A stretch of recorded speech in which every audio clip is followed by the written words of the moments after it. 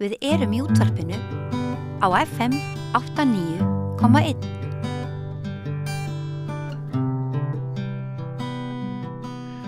Aðildarríki Atlantshafsbandalagsins NATO, eins og við köllum þau í daglegu tali, samþykktu fyrir dag að stórauka útgjöld til varnarmála. Þau verða 5% að jafnaði hjá þessum ríkjum, fara úr 2% í flestum tilvikum og það er talað að Ísland kannski muni greiða 1,5% af þjóðarframleiðslu innan nokkura ára. Þetta mikil umskipti og Pavel Bartosek sem formaður utanríkismála nefndar Alþingis kominn hingað í spjall til að bregðast við tíðindu dagsins. Vertu velkominn. Takk fyrir að fá mig. Þetta, ég var að horfa á blaðamannafund Trump þar sem hann fer augljóslega mjög keikur til Bandaríkjanna, lýsir þessu sem persónulegum sigri og hann sé eini maðurinn sem hafi náð þessu fram að Evrópuríkin muni framvegis greiða hærri gjöld til varnar og hermála heldur en áður. Þetta þannig málað að Trump fer glaður heim og getur sagt sínum kjósendum að Bandaríkin muni eftir vil sleppa með minni fjárveitingar í framtíðinni en Evrópa að tapa? Ég held að Evrópa sé ekki að tapa og ég held að það sé kannski, það alveg rétt að Donald Trump á fyrra kjörtímabili sinni lagði áherslu á að all ríki í Evrópu myndu auka sín framlög til varnarmála en það auðvitað annar maður í heiminu sem hefur líka haft mjög mikil áhrif á það að gera þessa ákvörðun auðveldari því miður ef svo má koma að stara auðvitað Vladimir Putin með ólögreglu innrás inn í Úkraínu 2022 sem vakti auðvitað mjög mörg Evrópuríki til umhugsunar og menn þá gerir sér grein fyrir að þeir þyrftu að taka þessi mál alvarlega til að vera alvöru til þess að byggja upp varnir sem með þessum hætti að koma í veg fyrir að ráðast inn í önnur Evrópuríki. Þannig að ég upplifi að því að ég fylgist nú með umræðinni í Pólandi og Eystrasaltsríkjunum og víða hef ferðast og ég greini ekki á þannig að sé allavega á þeim svæðum sem liggja næst Rússlandi einhver mótstaða við auðvitað þessar hugmyndir. Þarna menn bara að átta sig á að hættan sé raunveruleg. Já, svona mikil útgjaldaaukning þýðir hún ekki að velferðarkerfi þessara þjóða laskast og verður þetta bitnar helst á þeim sem síst skildi? Ég har augljóst að útgjöld af þessari stærðargráðu þurfa að koma einhvers staðar niður og það kannski verið sagt í tilfelli Evrópu að það eru helst umhverfismálin til dæmis og velferðarmál sem mann hafa haft áhyggjur að geti liðið fyrir það. En nefnum þá þetta líka að mörg Evrópuríki og Evrópusambandið allt hefur ákvörðun að slaka á kröfum kannski hagræðingu eða aðhald í ríkisrekstri til þess að þessi útgjöld myndu ekki hafa þá teljast til þeirra reikniregla sem notaðar eru þegar aðhald ríkja metið. Þannig að menn eru raunir líka leyfa sér að skuldsetja sig að einhver leyti og reka sig að meira leita halla til þess að rýma fyrir þessum útgjöldum. Það var eitt ríki sem baðst vægðar, það var Spánn og blaðamannafundi Trump í dag þá bara hann í rauninni hýðir spænsk stjórnvöld og hótar þeim því að þau muni þurfa að borga meira til varnarmála heldur en nokkur önnur þjóð sem hafi samþykkt þessi 5%. Þetta alveg ótrúlegt að það sem við að eiga Bandaríkjaforseti, valdamesti maður heims en tjáningans og skyndi ákvarðanir þú veist aldrei hverju átt von á. Nei, en kannski í þessu tilfelli þá erum við kannski ekki að horfa á stíl Donald Trump sem alltaf þekktur, en við erum kannski að horfa á ófyrirsálegar stefnubreytingu. Ég meina Donald Trump hefur talað fyrir þessu og í dálítinn tíma Evrópa þyrfti að bregðast taka meiri þátt í einu vörnum. Auðvitað er ekki að fullu leyti sanngjarnt hjá Bandaríkjum að halda því fram að Evrópa hafi með öllu leyti vanrækt varnir sínar svo áratum skipti. Beint eftir seinna stríð þá höfðu Bandaríkjum en ekkert sérstaklega á því að Þjóðverjar myndu byggja upp stór öflugan her, þannig að það var svolítið svona mistilfinn Þýskalands, þeim leyft að vera stórir á efnahagslegu sviði en ekki endilega fara í mikla hernaðar uppbyggingu bara af þeim augljósu ástæðum að menn vildi ekki sjá upp öflugan þýskan her en auðvitað til lengdar hefur þetta haft þau áhrif að Bandaríkjamenn hafa, hvort sem okkur líkar betur að fel með þá sjálfsmynd, hafa borið að stórum hluta upp í varnir Evrópu með sínum fælingamætti og hafa átt langstærstar hluta útgjalda til sameiginlega varnar NATO og það ekkert algjörlega óðurlegt að Bandaríkjamenn óháð Trump eða einstaka fórsetum bara bandarísku almenningur spyrja sig að því þegar þú ert með 400-500 miljón manna svæði sem eitt að allra auðvast í heimi af hverju Bandaríkin eiga að taka svona mikla þátt í að bera upp varnir þeirra og þannig að og auðvitað síðan þegar fólk í bandalagi þá er ekkert óðurlegt að fólk axli ábyrgð sameiginlega. Við á Íslandi erum auðvitað í þeirri stöðu að það væri mjög óviðandi af formann utanríkismálanefndar eða eitthvað annars að fara að gagnrýna Spán einhvern veginn fyrir sínar mótbæri við þessum hugmyndum vegna þess að auðvitað erum við í þeirri stöðu höfum aldrei eitt fjármögnum að þessari stærðargráðu hinga til okkar einvarna heldur treysturinn á tvíhliða samning við Bandaríkin.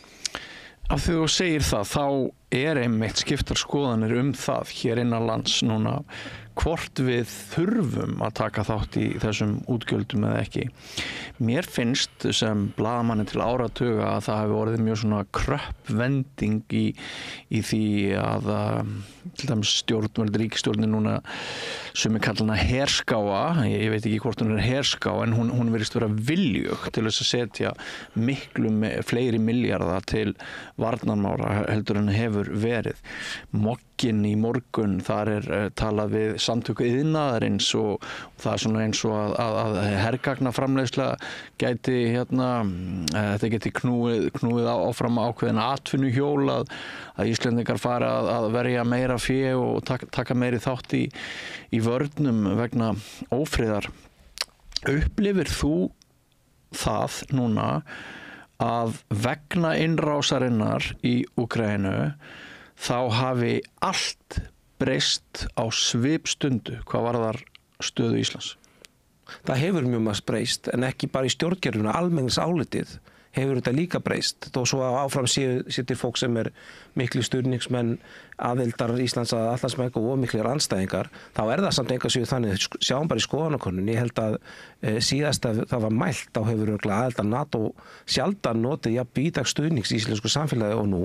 við erum með þá sjaldgæfu stöðu á þingi að það engin flokkur sem beinleiðis á móti, ég held að sé engin flokkur sem hefur þá stefnuskrána ganga úr NATO sem fyrsta skipti síðan í lýðveldissögunni sem það gerist. Þannig að viðhorf til þess að hafa óneitanlega breyst og þau hafa gert það mjög víða á Norðurlöndum. Þar hafa flokkar á Norðurlöndum sem hafa gegnum tíðina verið skeptísk í garð NATO bara snúist hugur og svo sjáum við þetta bara 2 lönd sem hafa í gegnum tíðina haft á stefnuskráni vera hlutlaust og standa utan hernaðarbandalaga sem eru Svíþjóð og Finnland gengu inn í NATO. En varðandi þetta varnarútgjöld þá verðum við þó að halda því til haga að okkar varnarútgjöld munu alltaf vera dálítið annars eðlis heldur en varnarútgjöld ríkja sem eru með fullburða her. Við erum ekki að fara að kaupa kóreska skriðdreka eða herflugvélar eða vopn einhverju neinu ráði. Það sem við erum að fara að horfa fram á að efla okkar innlendu meðan hans borgarlegu varnar innviði og þá erum bara að tala landhelgisgæsluna, sérsveitir, við erum að tala innviði eins og Keflavíkur flugvöll og mögulega hafnir. Það eru svona hluti sem geta líka og munu geta nýst í borgarlegum tilgangi. Þannig að því að þetta eins og kannski þetta þessi 5% eru tvískipt, annars vegar svona 3,5 prósent sem myndu fara til svo kallara þá segjum bara harðra varnarmála og síðan restin 1,5% í svona mýkri innviði og þar í dag erum við þegar eyða ekki þessar upphæð en ákveður upphæð samt og í grein sem fórstukonur ríkisstjórnar skrifuðu í það kemur fram að þetta svona helmingur þeirri upphæð sem við í dag eyðum til þessa málaflokks. Þannig að það þyrfti þá að tvöfalda það til þess að við myndum þá standa á okkar skuldbindningar og NATO en ekki fjórfalda, fimmfalda. Nei. Þannig að ég tel að við ráðum við það sem samfélag. Já, saga Íslands ég hef líkt Íslandi við óábyrgan ungling sem hefur komist upp með að vera unglingur á meðal fullorðinna stórþjóða þegar kemur að þessum skuldbindingum. Það hafi ekki verið neinar kvaðir, það hefur ekki verið ákall. Við höfum komist upp með að vera herlaus. Við höfum komist upp með að þurfa ekki að eyða 1 krónu í þennan málaflokk. En núna, mjög bratt, erum við ekki bara að tala um milljarða, heldur 10 milljarða. Þannig að þetta er kúvending frá því sem verið hefur. Já, við komumst upp með en höfum líka gætt að okkar þjóðarhagsmunum í því tilliti, vegna þess að við erum þetta með mjög mikilvæga landfræðilega legu sem gera það verkum að við þjónum mikilvægum, við bara varnir NATO eru öruggari, mun öruggari með okkur innanborðs heldur en án. Varnir Bandaríkjanna eru það líka, þannig að við höfum bara verið að mynda liti ágætlega skynsum á að komast hjá því að þurfa að reka einher og með öllu því sem því fylgir að því að þá myndu þurfa vera með herskyldu á kveðja fólk inn og það er einhver þjóð sem finnst það sérstaklega skemmtilegt. Þannig að við höfum verið rekið skynsamlega þjóðarhagsmunastefnu hvað það varðar og í því tilliti er engin kúvending en það erum við í raunin ekkert, það er engin að tala hér um að koma á her sem er einhver sambarlegur bara klassísku her eins og öll önnur NATO-ríki þurfa að hafa. Við erum áfram að tala um það að byggja okkar framlag falist fyrst og fremst í bara landfræðilegu og góðum innviðum fyrir okkar bandalagsþjóðir. Nema það að við erum þá að segja líkt og aðra þjóðir munum koma til með 1,5% af sínu verki rannsóknir í þessa innvið og mjúku varnir, þá ætlum við að gera slíkt sama vegna þess að það er dálítið eins og það er auðvelt fyrir okkur að réttlæta það að það er ekki rökrétt að við eyðum 3,5% í heri ef við höfum hvernig þá er dálítið erfiðara fyrir okkur að réttlæta það að standa utan hinslutans. En metur ríkisstjórnin það sem svo að það hafi verið fullreynt með það að við myndum áfram fá að smjúga framhjá þessum útgjöldum meðal annars vegna þess hvað Ísland er staðsett á hernaðarlega mikilvægum staða. Aðrir hafa verið tilbúnir að greiða fyrir okkur kostnaðinn við varnir vegna þess að Bandaríkin hafa haft mjög mikla hagsmuni á því að hafa bækistöð hér og svo framvegis. Er þetta það sem ég er að reyna að leita eftir er það ríkisstjórnin sjálf sem að segir nú höfum við sloppið dálítið vel og við ætlum að fá að verða þjóða meðal þjóða eins og það er kallað, það er eðlilegt að við leggjum fram þetta fé eða kemur ákallið hinum einn kemur ákallið frá umheiminum? Mér finnst dálítið erfitt að meta það hér en ég held hins vegar að matið á að þetta hafi verið rétt lending hvað okkur varðar sé rétt frekar en við myndum að því að eins og segi 3,5% eru það sem var 2% áður. Hina þjóðirnar eru líka eða eitthvað í þessa mjúku innviði og ef við bara erum svona einhvern veginn raunsæ með okkar sögu þá er þetta okkar saga svo að við erum herlaus þjóð með tvíhliða varnarsamning við Bandaríkin og það er því eðlilegt að við séum ekki tekið með í reikningi það kemur að þessu en það kemur að mýkri og margt að þessu eru til dæmis bara hlutir eins og netöryggissveitin okkar eins og landhelgisgæslan eins og hlutir lögreglunar sem eins og sérsveitin og margt annað ríkislögreglustjóri, greiningadeildir það er ekkert endilega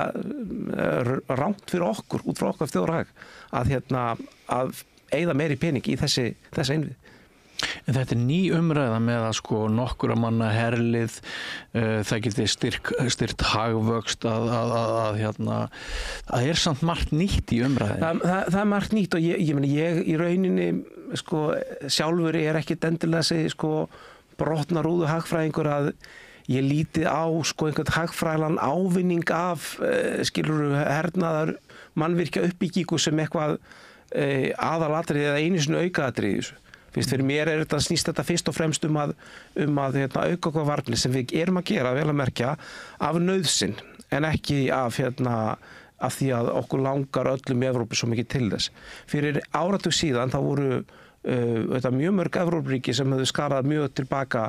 sína fjárfestingar og ég meina aftur ég þekki vel til Póllandi, þar var herskylda, hún var afnumin fyrir 15 árum síðan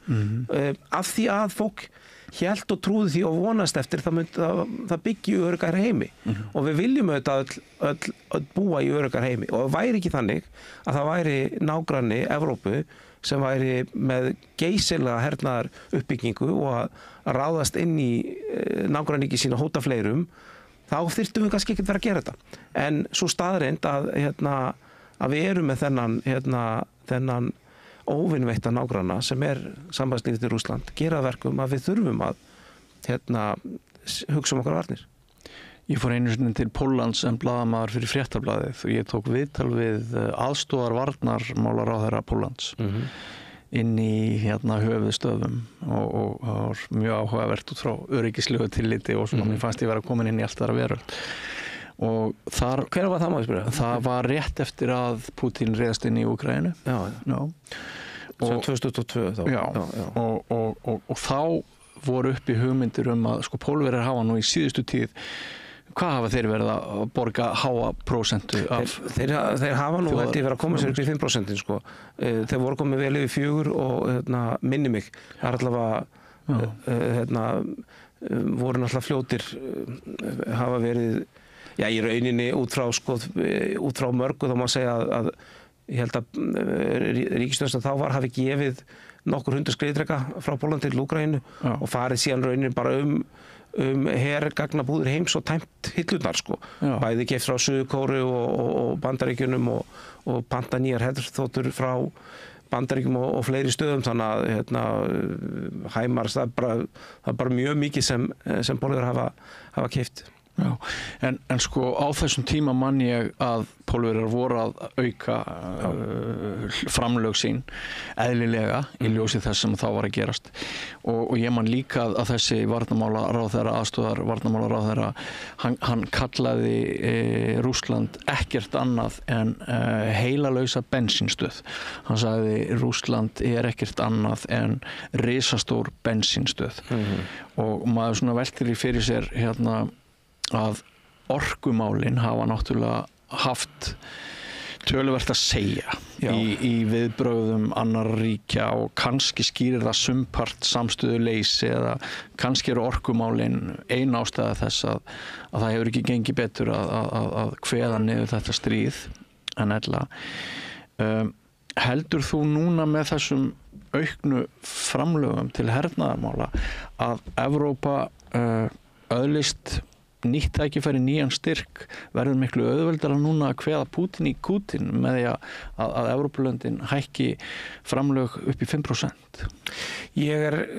ekki sko það stundum verður sagt að Rússland aldrei jafn rauninni stekt og veikt og fólk heldur og ég veit að fólk leitar stundum í þessar orkuskýringar og olíuverð og nú var innrásin í Íran og hækkar olíuverð, fólk velti fyrir sér hvaða áhrif hefur það á Rússland og allt svoleiðis. Ég held að það sé allt saman mjög rétt með sjónarmið en sko það má samt ekki vanmeta bara hreina hugmyndafræði og hrein hugmyndafræði Pútín sem hefur þó nokkuð samhljóm meðal rússnesks almennings samkvæmt skoðanakönnunum rauninni bara þessi stórveldis hugsun að bara að Úkraína svæði sem skal tilheyra okkur og við erum kannski stundum svolítið vön á Vesturlöndum sem ég segi það að færa allt í einhvern hagfræðilegan búning, að reyna að leita einhverja hagfræðilegra skýringa á aðgerðum stórveldana í svona kíneskri hugmyndum allt snúist bara peninga, en ég held í þessu tilfelli að það geri það ekki. Ég ekkert viss að það hefur verið hagfræðilegar ástæður sem lágu baki innrás Rússlands inn í Úkraínu til dæmis. Hann hefur örugglega, ég meina Rússland ekkert að græða þetta í stríði, ég meina þeir eru birgðaflutningaleiðir með olíu til Evrópu hafa lokast kannski fyrir utan Ungverjaland, Eystrasaltslöndin eru orðin sjálfstæð sín orkumál og þá þurfa Rússar að selja olíuna til Kína sem hafa verið að gera en auðvitað á lægra verði og með miklu meiri tilkostnaði því sá markar miklu lengri í burtu. Þannig ég held ég held sem að þessi framgangi varnarmála muni hafa fælið áhrif á Rússa í hernaðarlegu tilliti sem því miður það svo vítt sem ég held að sé mikilvægust nú stundir. Pútín náttúrulega óútreiknanlegur náungi en sko Trump virðist vera það líka. Getur þetta ekki verið svolítið snúið að velja sér málstað og tiltrú og framtíð á þeim tímum sem við lifum? Já, ég myndi nú alltaf vilja standa með Bandaríkjunum í liði óháð því hver svona stjórnar þá til skamslegri tíma og ég ekki alveg jafn sannfærður að báðir þessir aðilar séu kannski alveg jafn óútreiknanlegir og hvað að láta. Ég held að reyndar margir hafi